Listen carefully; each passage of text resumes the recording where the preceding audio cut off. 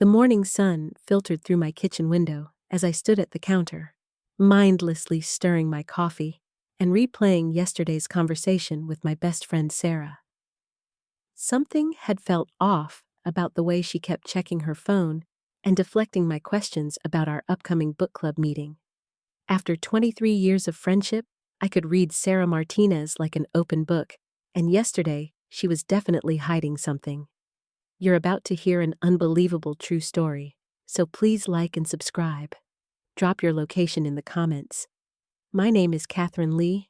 I'm 55 years old, and I thought I knew everything about the people closest to me. I work as a freelance graphic designer from home, which means I spend a lot of time alone with my thoughts.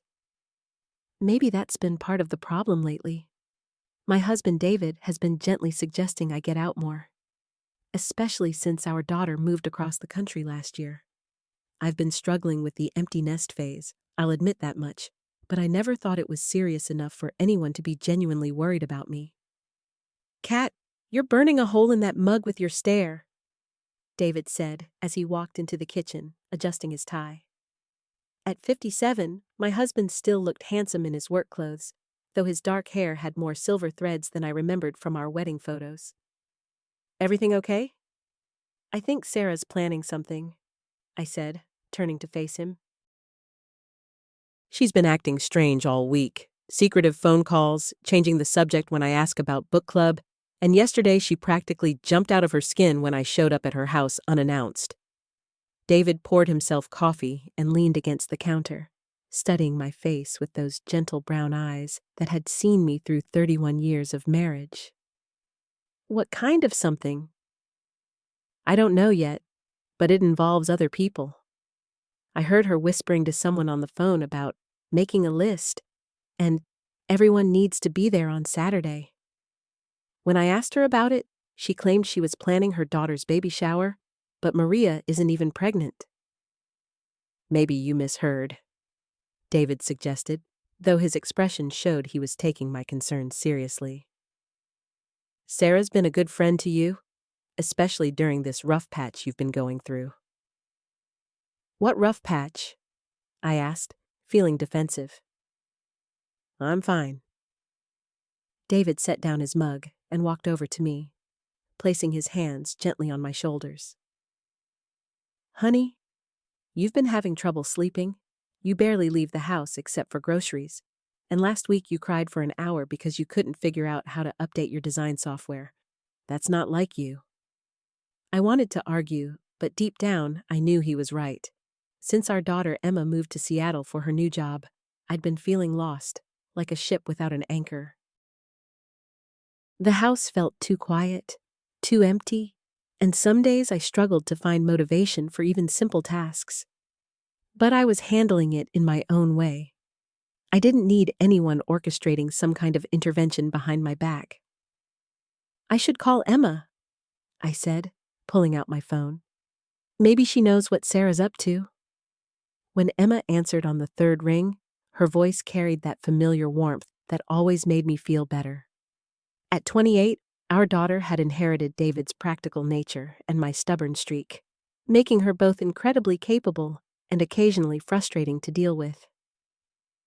"Hey, Mom, what's up?" Emma said, though I could hear the slight tension in her voice that suggested she was expecting this call. "I wanted to ask you about Saturday," I said, watching David's face carefully. "Are you planning to fly home for something Sarah's organizing?" There was a long pause, and I heard Emma sigh. "Mom, I think you should talk to Sarah about this." "So you do know something?" I pressed. "Emma, what's going on? Why is everyone being so secretive?" "It's not my place to say," Emma replied, but her voice was gentle, almost apologetic.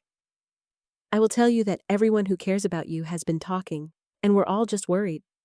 You haven't seemed like yourself lately." My heart started racing.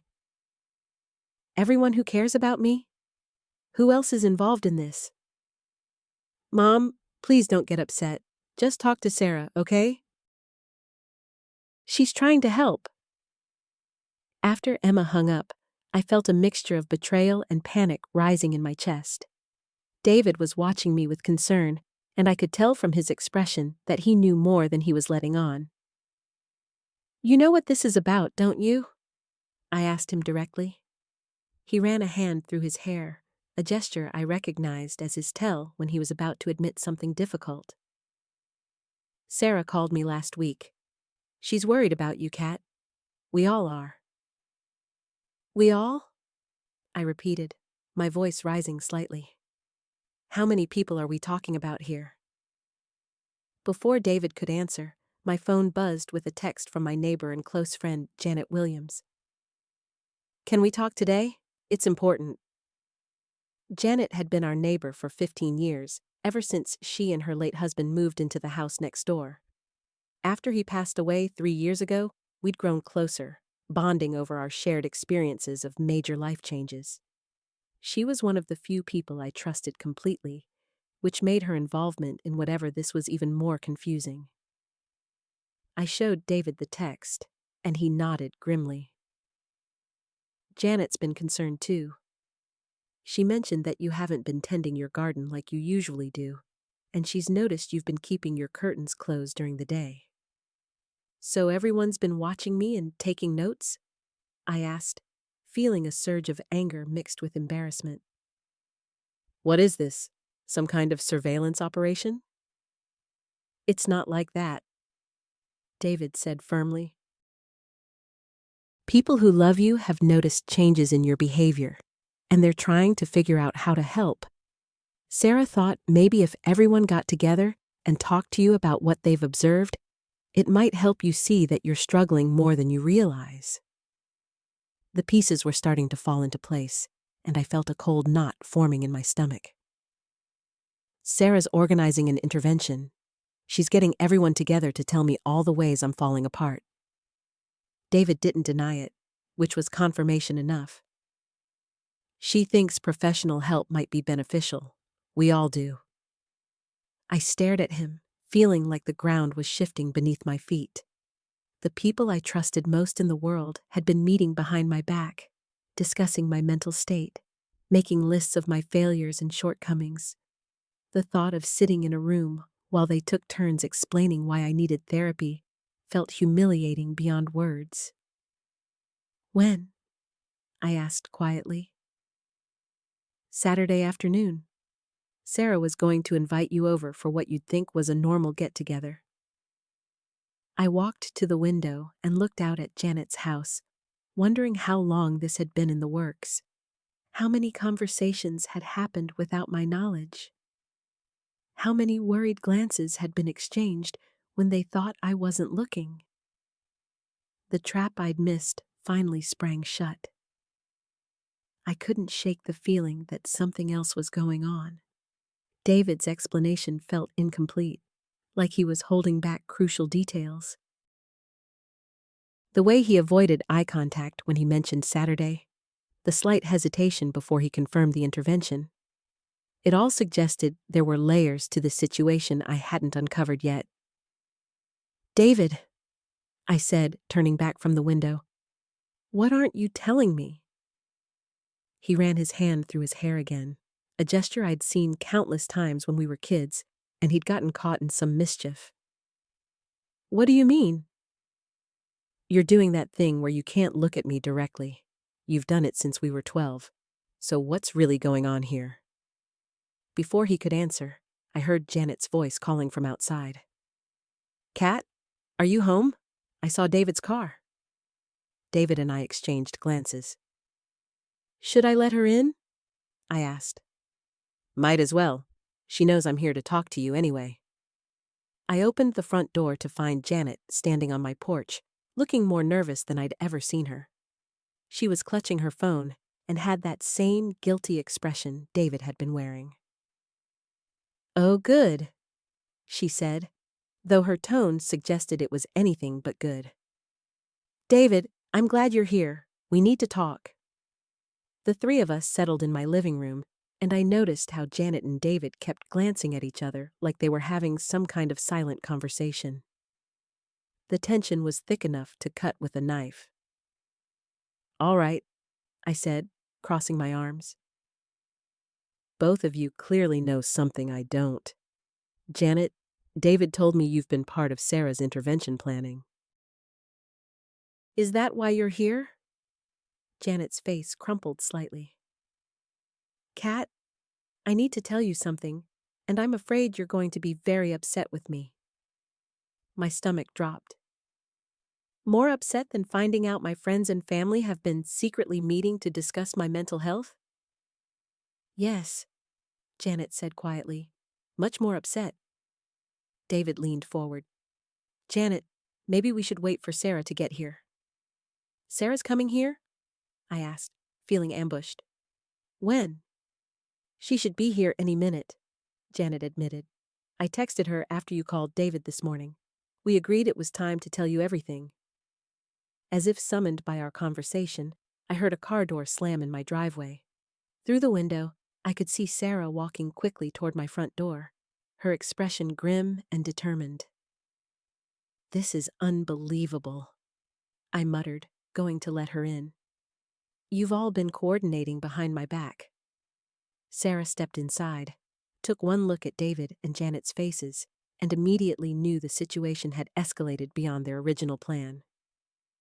She knows about Saturday? She asked. She knows about Saturday, David confirmed. But Janet was just about to tell her about the other thing. What other thing?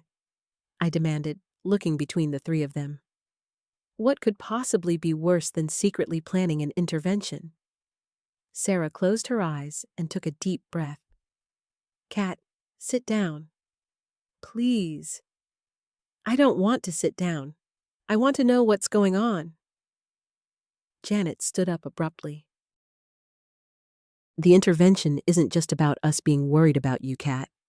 Something specific happened. Something that scared us enough to take action. What are you talking about? Sarah and David exchanged a look that made my blood run cold. Sarah nodded slightly, as if giving him permission to speak. Last Thursday night, David began carefully, Janet called 911 because she thought something terrible had happened to you. The room seemed to spin slightly. What? Janet's voice was barely above a whisper.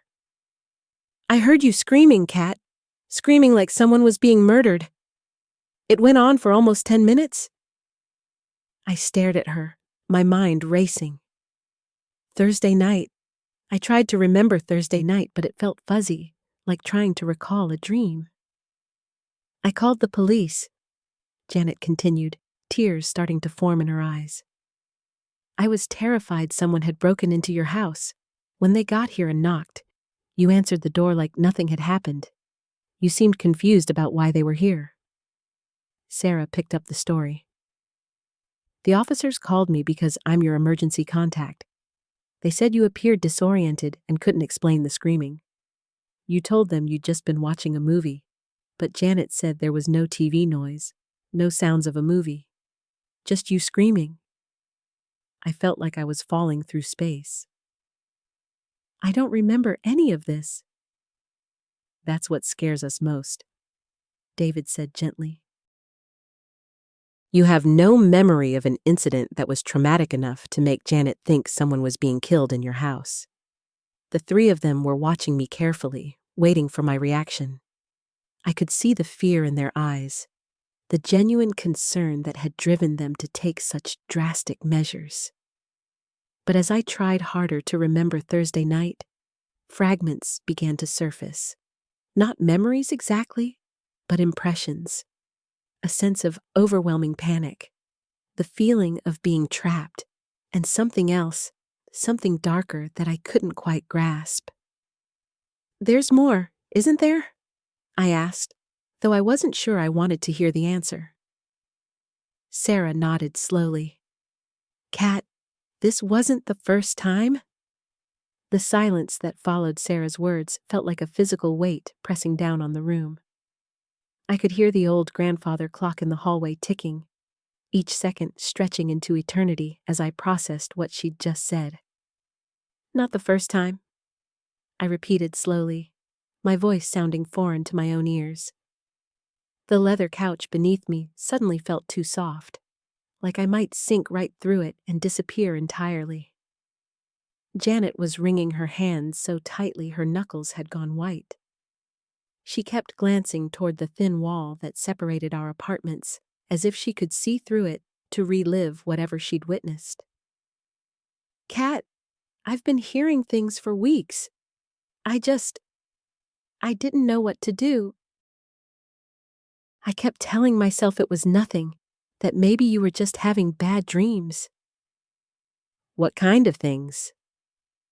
The question came out as barely a whisper, but in the heavy silence of my living room, it might as well have been a shout.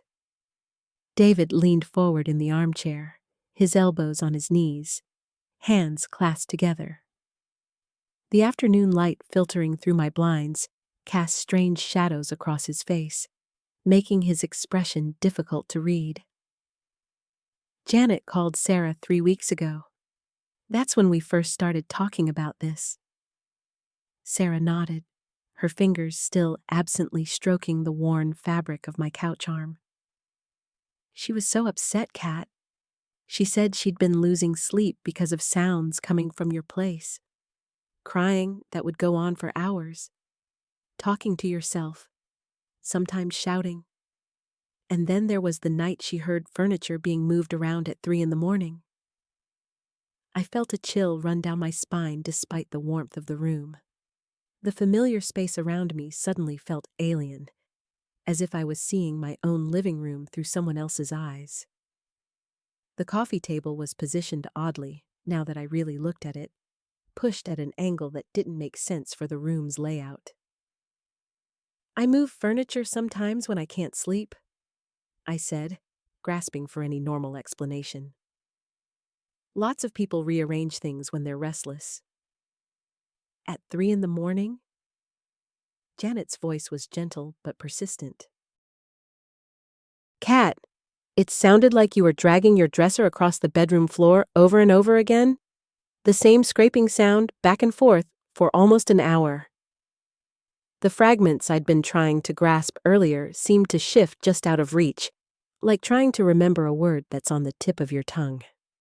I had vague impressions of nighttime anxiety, of feeling compelled to do something, but the details remained frustratingly elusive.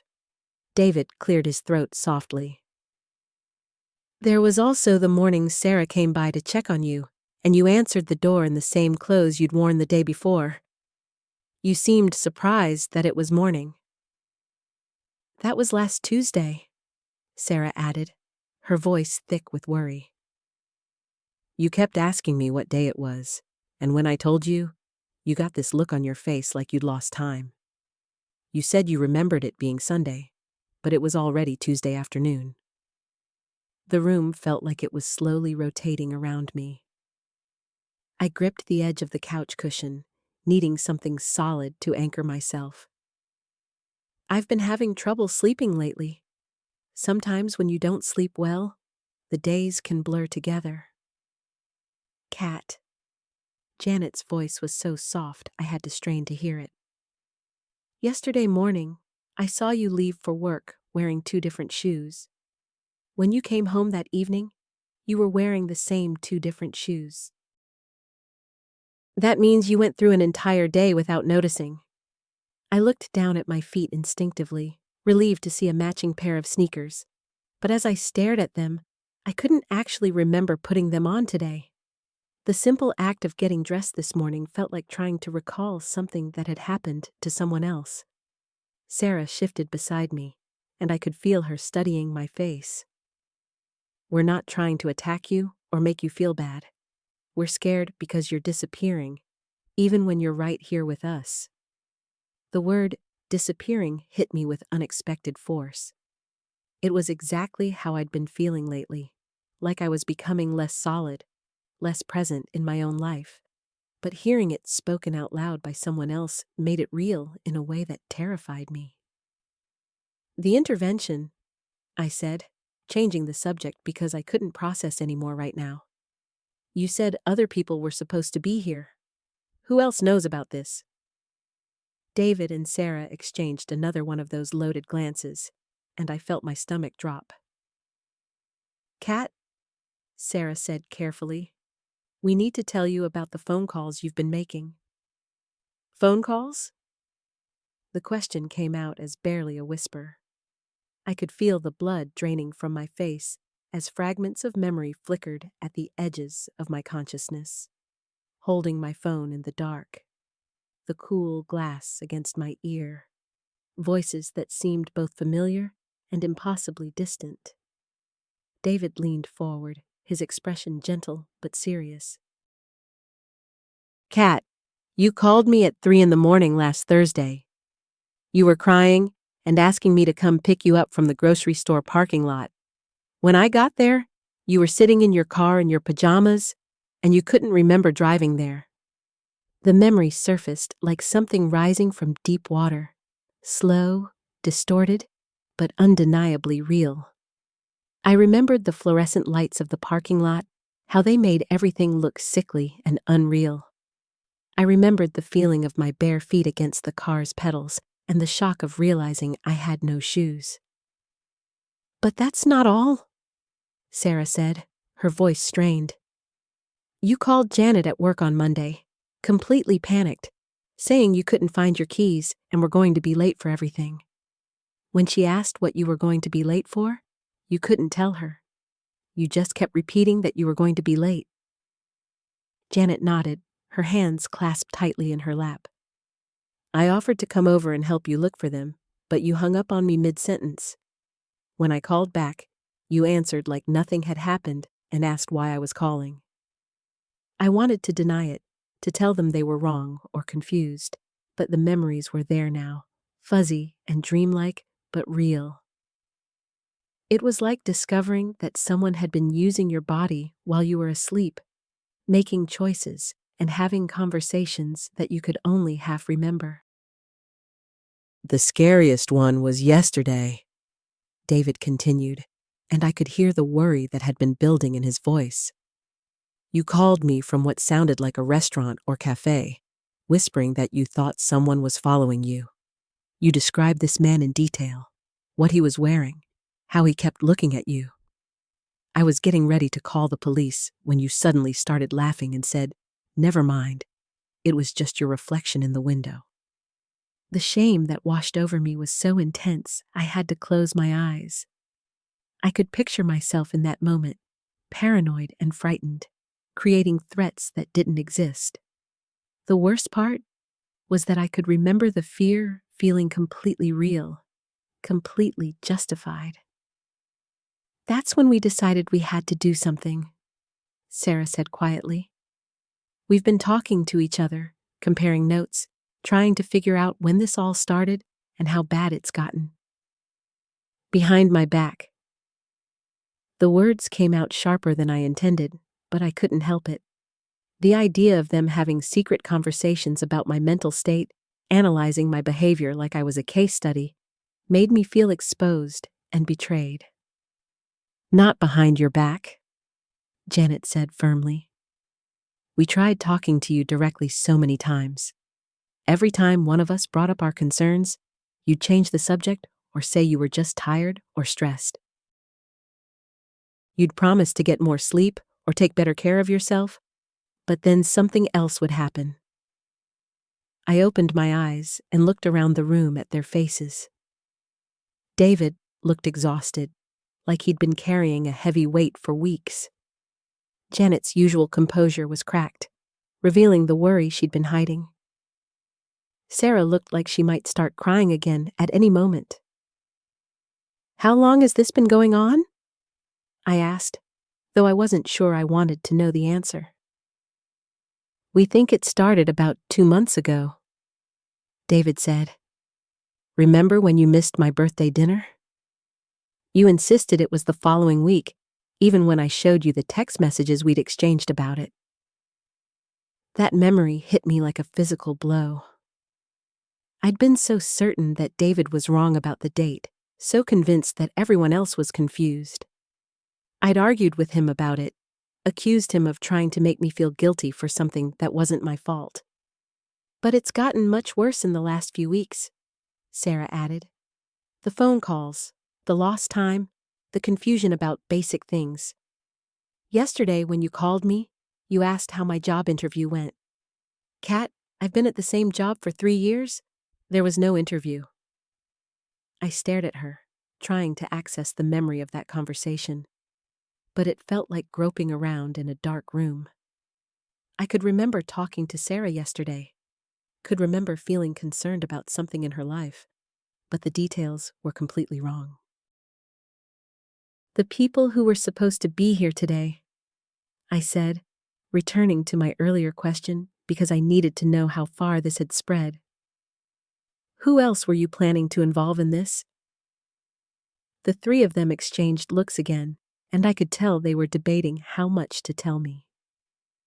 Kat, Janet said slowly, we didn't invite anyone else. It was just going to be us. But you've been telling people about conversations and events that never happened, and some of those people have started reaching out to us with questions. The room seemed to tilt around me. What kind of questions? Sarah took a shaky breath. Your mom called me yesterday, asking about the emergency you told her I was having. According to her, you called and said I was in the hospital and needed her to pray for me. The words hit me like ice water. I stared at Sarah, completely healthy and sitting right beside me, and tried to understand how I could have created such an elaborate fiction. Kat, David said gently, what do you remember about calling your mom yesterday? I sat there trying to excavate the memory, but it was like digging through fog. There were fragments, holding my phone, feeling worried about something, the urgency in my voice as I spoke to my mother. But the details, the actual content of what I'd said, felt completely foreign to me. I remember calling her, I said slowly. I remember feeling like there was some kind of emergency, something I needed to tell her right away. But I pressed my fingers against my temples, trying to squeeze the truth out of my confused mind. I thought it was about you being upset about something at work, Sarah.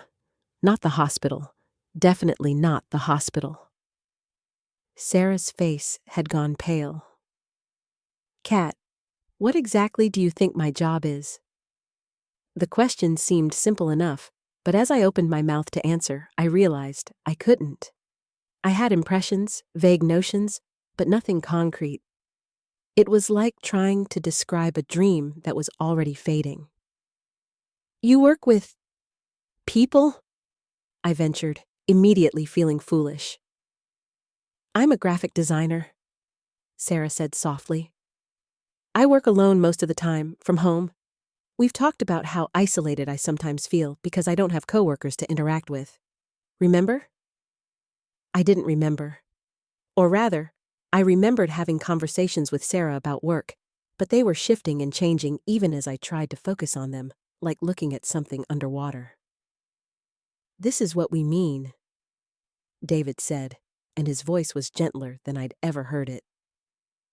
It's not just forgetting things or mixing up dates. You're creating entire scenarios, having conversations that make sense to you in the moment, but are completely disconnected from reality. Janet leaned forward in her chair. When you called me last week asking if I could cover your shift, I was so confused. Kat, you haven't worked at the restaurant for almost a year. You quit to focus on your freelance writing, remember? The words hit me like a series of small explosions. I did remember quitting the restaurant, remembered the relief I'd felt walking out for the last time, remembered telling myself I was finally going to pursue my dream of being a writer. But I also had crystal clear memories of working shifts just last week, of dealing with difficult customers, of counting tips at the end of the night. How is this possible? I whispered. How can I remember things that didn't happen? That's what we want to help you figure out, David said. But we can't do it alone, and you can't do it alone either. I looked at my brother, really looked at him, and saw something I'd been too scattered to notice before. He looked older, worn down in a way that went beyond simple tiredness. There were lines around his eyes that hadn't been there before, and his usually perfect hair was disheveled, like he'd been running his hands through it. "How long have you been worried about me?" I asked him. David's composure finally cracked. "Months, Kat. Months of getting weird phone calls, of you showing up at my apartment at strange hours, talking about things that never happened, of trying to figure out if I was losing my mind or if you were." His voice broke slightly. "Do you know what it's like to have your sister call you crying about a fight you never had? To have you apologize for things that never happened while accusing me of things I never did?" I felt something cold settle in my stomach. "What kind of things?" Janet and Sarah both looked at David, clearly knowing something I didn't. "Last month you called me sobbing, apologizing for missing Dad's memorial service," David said quietly. "Kat, Dad's memorial service was 5 years ago. You gave the eulogy, but in your mind that night, you'd somehow missed it entirely, and you were convinced I hated you for it." The room went completely silent. I stared at David, trying to process what he'd just told me. I remembered Dad's memorial service clearly. The church packed with people, my hands shaking as I read the speech I'd written. David squeezing my shoulder afterward and telling me how proud Dad would have been. It was one of my most vivid memories, but I also had a memory, faint but persistent, of missing something important, of letting David down in an unforgivable way, of the sick feeling of realizing I'd failed when he needed me most. "I have both memories," I said, and my voice sounded strange and distant. "I remember giving the eulogy, but I also remember missing it. How is that possible?" "Memory isn't as reliable as we think it is," Sarah said gently, and I could see her fighting to keep her voice steady. "Sometimes our brains create false memories to fill in gaps, or they blend real events with fears or dreams." I looked at her, remembering suddenly that Sarah had always been the one who remembered everything. Even as kids, she was the one who could tell you exactly what we did last summer, what movie we saw on my 15th birthday, what I wore to homecoming. If anyone would know what was real and what wasn't, it would be her. "Sarah," I said slowly, "when did you first notice something was wrong with me?" She exchanged a look with Janet before answering. "Do you remember your birthday dinner 3 months ago? The one at Romano's?" I nodded immediately. "Of course. You gave me that beautiful necklace with the blue stone. We laughed about how the waiter kept forgetting our drink orders." Sarah's face went pale. "Kat, we went to Romano's, but that was 2 years ago. Your birthday 3 months ago was at my apartment. I made lasagna, and we watched old movies. You seemed confused that whole night, kept asking where your Romano's necklace was, kept talking about the waiter who wasn't there." The ground felt like it was shifting beneath me. I reached instinctively for my neck, feeling for the blue stone necklace that I was absolutely certain I'd been wearing regularly. My fingers found only bare skin. "But I can picture it so clearly," I whispered. The restaurant was crowded. There was a couple arguing at the table next to us, and you laughed so hard at something Janet said that you snorted wine through your nose. "That did happen," Janet said quietly, "but it was 2 years ago. At the birthday dinner 3 months ago, at Sarah's place, I wasn't even there. I had the flu, remember? You kept asking when I was going to arrive." I stared at Janet, trying to reconcile what she was telling me with the vivid memories in my head. I could see both versions now, layered over each other like double-exposed photographs. Romano's with its dim lighting and crowded tables, but also Sarah's cozy apartment with the lasagna smell and the stack of DVD cases on her coffee table. David leaned forward in his chair. Kat, this is exactly what we've been dealing with. You'll call me angry about a conversation we had yesterday, except the conversation happened months ago. Or you'll reference plans we made that never existed. Last week, you showed up at my office furious because I'd supposedly stood you up for lunch, but we'd never made lunch plans. I remember being angry with you, I said slowly. I remember waiting at that sandwich place downtown, checking my phone, feeling like you didn't care enough to show up. I know you do, David said, and his voice was infinitely patient in a way that made me realize this conversation had been building for a long time. That's what's so scary about this. These aren't little mix-ups or forgetfulness. These are complete, detailed memories of things that never happened. I looked around at the 3 people I loved most in the world, seeing them clearly for maybe the first time in months. They all looked exhausted in a way that went deeper than just losing sleep. Sarah's usually immaculate appearance was slightly disheveled, her shirt wrinkled like she'd slept in it. Janet kept fidgeting with her hands, a nervous habit I remembered from when we were kids, and she was worried about something. And David looked like he'd aged years in the past few months. You've all been dealing with this, I said, and it wasn't really a question. You've been trying to manage me, trying to figure out what's real and what isn't. We've been trying to help you, Sarah said firmly. But Kat, it's getting worse. The false memories are becoming more frequent and more detailed, and you're getting angry with us when we can't confirm things that didn't happen. I closed my eyes, trying to sort through the jumbled mess in my head. How many of my recent memories were real? How many fights, conversations, events, and emotions were just phantoms created by whatever was happening to my brain? Am I losing my mind? I asked, opening my eyes to look at them.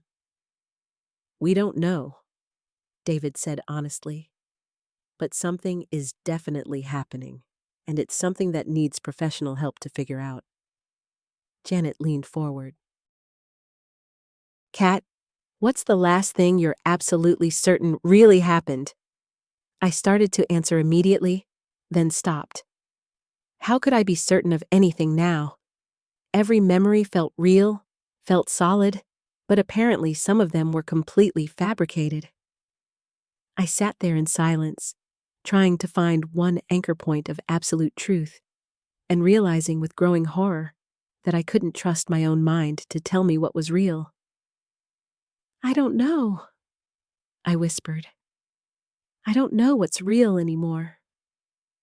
That's when I heard the sound of my own voice coming from Sarah's phone, and I realized she'd been recording our conversation. The sound of my own voice playing back from Sarah's phone hit me like a physical blow. I stared at the device in her hand, watching her thumb hover over the stop button. You're recording me, I said, my voice flat with disbelief. You brought me here under false pretenses, and you're recording me without my permission.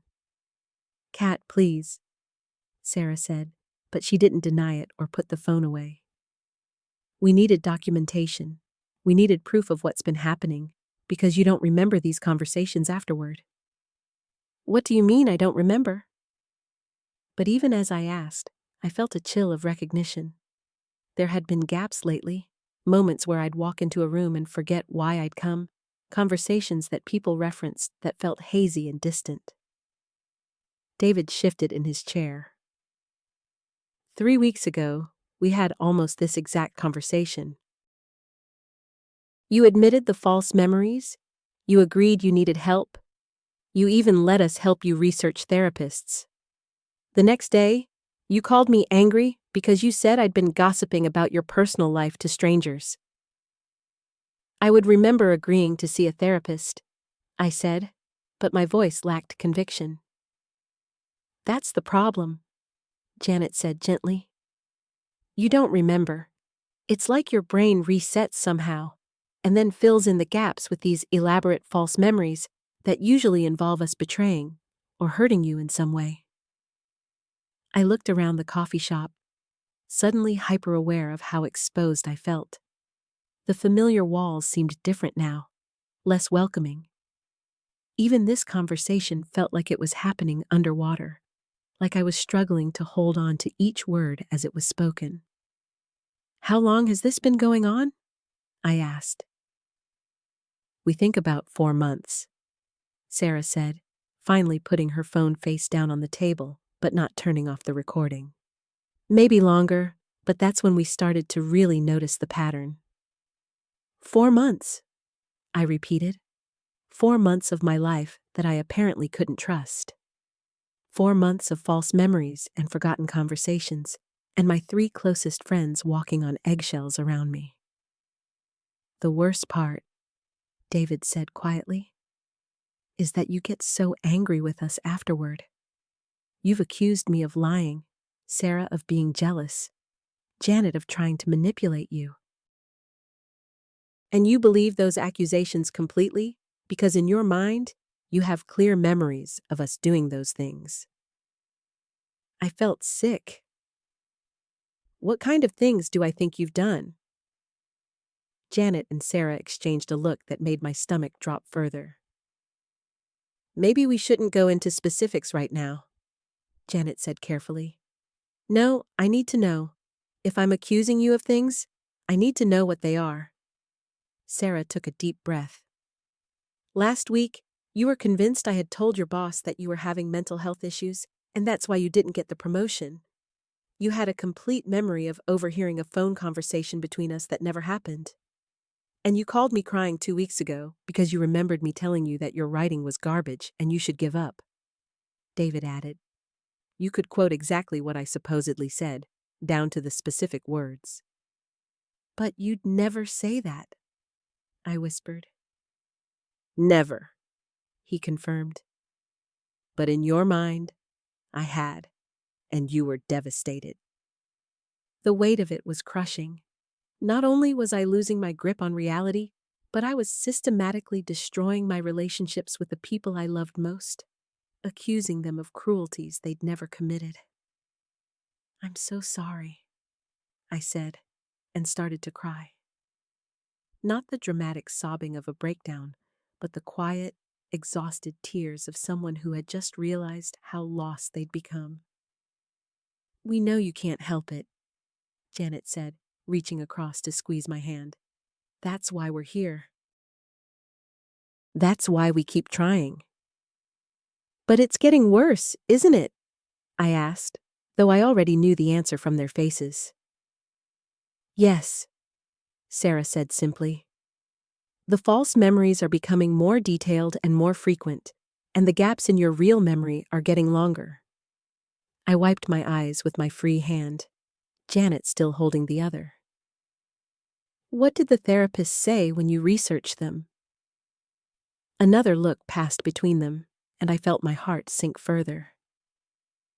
"Kat," David said gently, "you need to see a neurologist first. What's happening to you isn't just psychological. This level of memory distortion, the way you're creating these detailed false narratives, the gaps in recall, it could be neurological." "You think there's something wrong with my brain? Actually wrong?"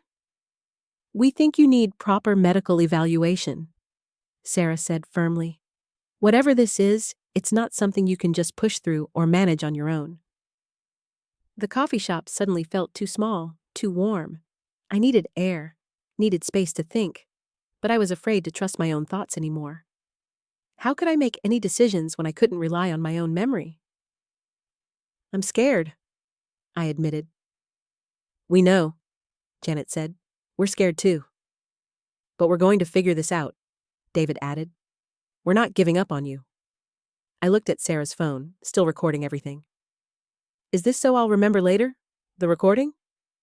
"Partly," she said, "but also because we need your consent on record. We've tried to help you get medical attention twice before, but when you don't remember agreeing to it, you refuse to follow through. And then you get angry with us for pushing, Janet added. I stared at the phone, knowing that my next words would either be the beginning of getting my life back or the last coherent decision I might be able to make for a while. I consent to medical evaluation, I said clearly toward the device. I know I'm saying this now, and I want to get help even if I don't remember saying it later. But even as the words left my mouth, I felt a strange disconnection, as if I was watching someone else speak. And in the back of my mind, a small voice whispered that this whole conversation felt like a memory I'd had before, though I knew that was impossible. That's when Sarah's phone buzzed with a text message, and her face went pale as she read it. Sarah stared at her phone, the color draining from her face as she read whatever message had just come through. The change in her expression was so dramatic that my newfound resolve wavered instantly. What is it? David asked, leaning forward. Sarah looked up at me, then back at her phone, clearly struggling with whether to share whatever she'd just learned. The hesitation in her eyes made my stomach clench. Sarah, just tell me, I said. Whatever it is, I need to know. I just agreed to get help, remember? I'm trying to face this. She took a deep breath and turned her phone so we could all see the screen. It's from your doctor's office. You have an appointment tomorrow morning at 9. I stared at the text message, reading it twice before the words made sense. But I don't remember making an appointment. I haven't been to the doctor in months. That's just it, Janet said quietly. You did make it, last week. You called me afterward, excited that you were finally going to get answers about the headaches and memory issues. The familiar sensation of standing on shifting ground hit me again. I don't remember any of this. Not making the appointment, not calling you, not even having headaches recently. David rubbed his forehead, looking exhausted. Kat, this is exactly what we've been trying to tell you. The gaps are getting bigger. Last week you were completely lucid about your symptoms. You researched neurologists online, made the appointment yourself, even wrote down questions you wanted to ask. Where are the questions? I asked desperately. Maybe seeing my own handwriting would trigger some memory. Sarah reached into her purse and pulled out a folded piece of paper. You gave this to me for safekeeping. You said you were afraid you might forget why you made the appointment. I unfolded the paper and immediately recognized my own handwriting, though I had no memory of forming these words. Memory gaps getting worse. Can't remember conversations from same day. False memories feel completely real. Can't tell difference. Headaches behind right eye, especially when trying to remember personality changes. Friends say I'm different, but I feel normal. Family history of early onset dementia? That last line hit me like a physical blow. Family history of dementia? What does that mean? The three of them exchanged another look, and I realized there was still more they hadn't told me. Your mom? Janet said gently. You told us last week that you'd been thinking about how she started having memory problems in her 50s. You said you'd been too scared to make the connection before. I tried to summon any memory of my mother's health issues, but it was like grasping at fog. I knew she had died 5 years ago, but the details of her illness felt strangely vague, as if someone had taken an eraser to parts of my life. I don't remember her having memory problems, I said, but even as I spoke, I felt uncertain. How could I trust my own recollection of anything anymore? David leaned across the table. Kat, you need to keep that appointment tomorrow. Whatever's happening to you, it's accelerating. The fact that you have no memory of making it, or of our conversation about your mom last week, proves that. The recording was still running on Sarah's phone, documenting this entire surreal experience. I looked at it and spoke directly to my future self. I don't remember making a doctor's appointment, But apparently I did. I don't remember calling Janet or researching neurologists or writing these questions. But the evidence is right here in my own handwriting. My voice started to shake. I'm scared that by tomorrow morning, I won't remember any of this conversation either. I'm scared that I'll cancel the appointment and we'll be right back where we started. That's why we're all going with you, Sarah said firmly. We'll pick you up at 8:30, even if you don't remember agreeing to it. What if I refuse? What if I don't even remember who you are? The question hung in the air between us. I could see in their faces that this possibility terrified them as much as it did me. Janet squeezed my hand tighter. Then we'll show you this recording. We'll show you the appointment confirmation and your handwritten questions. We'll do whatever it takes to get you there. I nodded, trying to find comfort in their determination, even as my own sense of reality continued to crumble. The headache that had been lurking behind my right eye was getting worse, just like I'd apparently written on that piece of paper I couldn't remember creating. There's something else, I said suddenly. This conversation right now, it feels familiar, like we've had it before, but that's impossible, right? The silence that followed was answer enough. Sarah reached over and stopped the recording. We need to tell you about last month, she said. The words hit me like ice water. Last month? I repeated, though part of me already knew I didn't want to hear the answer. My three friends exchanged those looks again, the ones that had become so familiar over the past hour. Sarah rubbed her temples before speaking. We had almost this exact same conversation 4 weeks ago. You'd been missing appointments, forgetting conversations, losing track of entire days. We sat you down, showed you examples of things you couldn't remember doing. I felt my stomach drop. What happened? You made a doctor's appointment then too, David said quietly. You were scared, just like now. You wrote down questions, just like these. We recorded everything, just like tonight. Janet's grip on my hand tightened. The next morning, you called the doctor's office and canceled. When we asked you about it later, you had no memory of making the appointment in the first place. You thought we were making it all up. The room seemed to tilt slightly. I pressed my free hand against the table to steady myself. Did you show me the recording?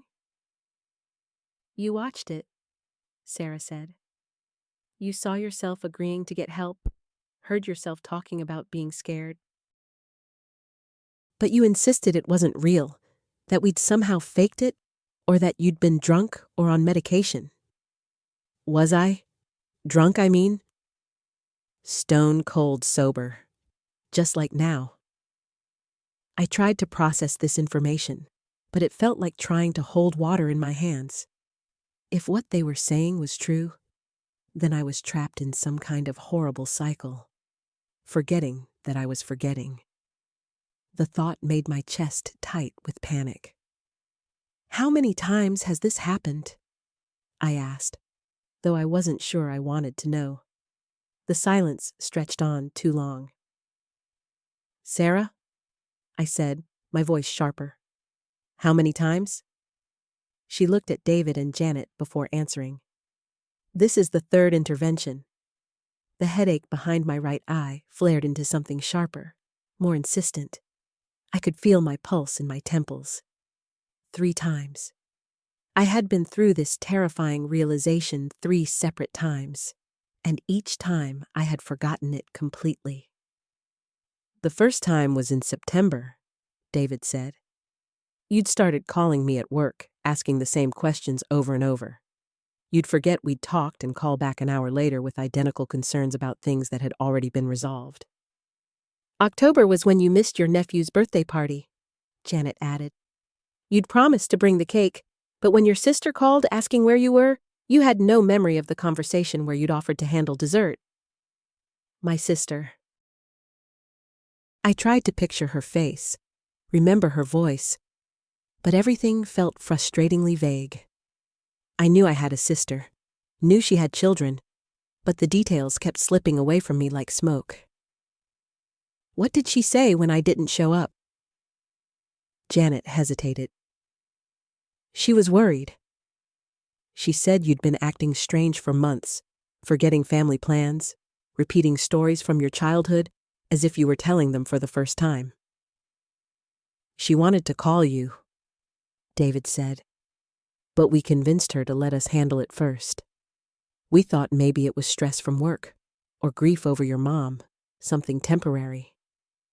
I realized I was shaking, not just my hands, but my whole body, like I was sitting in a freezer instead of Sarah's warm kitchen.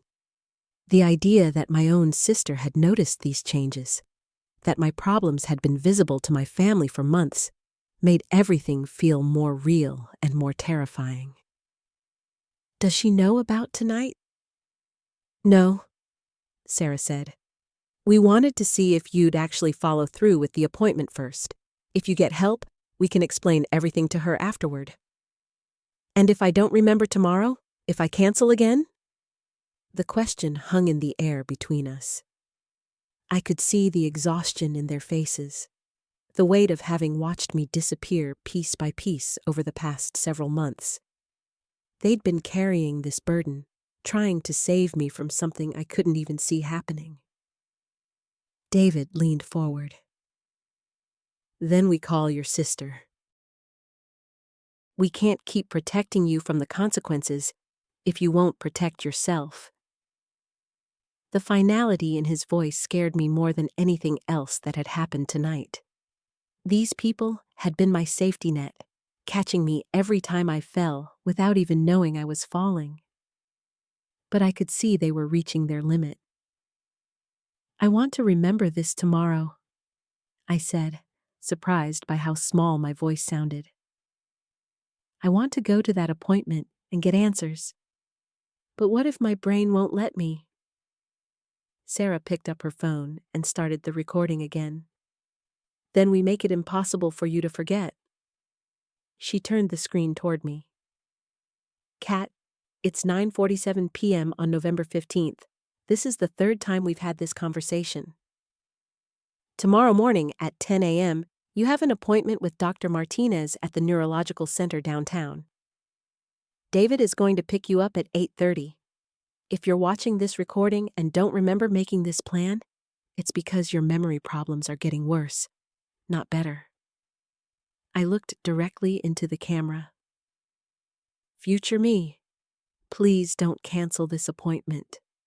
Please trust these people who love you enough to keep trying to save you, even when you can't save yourself. But even as I said the words, I felt a creeping certainty that tomorrow morning, none of this would feel real to me at all. The weight of my own words settled over me like a heavy blanket. Sarah stopped the recording and set her phone down carefully on the kitchen table, as if it contained something fragile and precious. Maybe it did. Maybe those 30 seconds of video were the only bridge between tonight's clarity and tomorrow's potential fog. Mike had been quiet through most of the evening, but now he spoke up. I've been thinking about something. He rubbed his stubbled jaw, the same nervous gesture I'd watched him make since we were teenagers. Remember in college when you got that concussion playing softball? You kept asking us the same questions over and over for about 6 hours? I had a vague memory of that day, more like looking at an old photograph than actually remembering. Sort of. You were so frustrated because you knew something was wrong, but you couldn't hold on to the information long enough to understand what it was. You kept saying, I feel like I'm trying to catch water with my hands. Mike's voice was gentle, but his eyes were serious. That's what this feels like, isn't it? The comparison hit me like a physical blow. That concussion had been temporary, a few disorienting hours that became a funny story we told at parties. But this was my life now, every day. trying to catch water with my hands while everyone around me watched it slip through my fingers. "The difference is," I said slowly, "back then I knew I'd been hurt. I knew there was a reason I couldn't think straight. Now I wake up every morning thinking I'm fine." Sarah leaned back in her chair, and I noticed how the kitchen light caught the silver threads in her dark hair. When had those appeared? How many changes had I missed, not just in myself, but in the people I loved? The thought made my chest tight. "That's what scares me the most," I continued. "Not the forgetting, but the not knowing I've forgotten. How do you fight something you can't see?" David stood up and walked to the window, looking out at Sarah's backyard where the motion sensor light had clicked on, illuminating the bare November branches of her apple tree. "My grandmother had dementia," he said without turning around. "Early stages, she was terrified because she could feel herself slipping. Later stages, she seemed almost peaceful because she didn't know anything was wrong." "David," Sarah warned, her voice sharp. "No, it's okay," I said, even though it wasn't really okay at all. "I need to hear this." He turned back to face us. "I'm not saying that's what you have. The doctors need to figure that out. But I watched my family wait too long to get her help because we kept thinking maybe it would get better on its own. It didn't. And by the time we accepted that something was really wrong, we'd lost so much time." The kitchen suddenly felt too small, the walls pressing in on me. I could hear the hum of Sarah's refrigerator, the tick of the clock above her sink, the sound of my own breathing.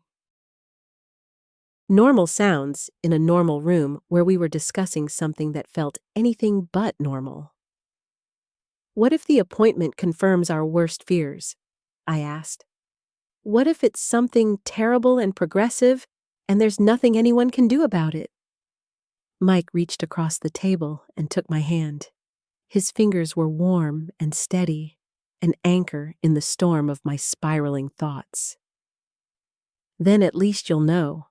And knowing means you can make decisions about your life while you still can. It means you can plan." "And what if it's something fixable?" Sarah added. "What if it's medication you're taking, or a vitamin deficiency, or something else completely treatable? What if we're sitting here terrified over something that could be resolved with a simple prescription?" I wanted to believe her optimism, but hope felt dangerous right now. Hope meant I might let my guard down, might convince myself everything would be fine, and then wake up tomorrow with no memory of this conversation and no understanding of why I had an appointment I didn't remember making. "I keep thinking about my mom," I said, the words coming out before I could stop them.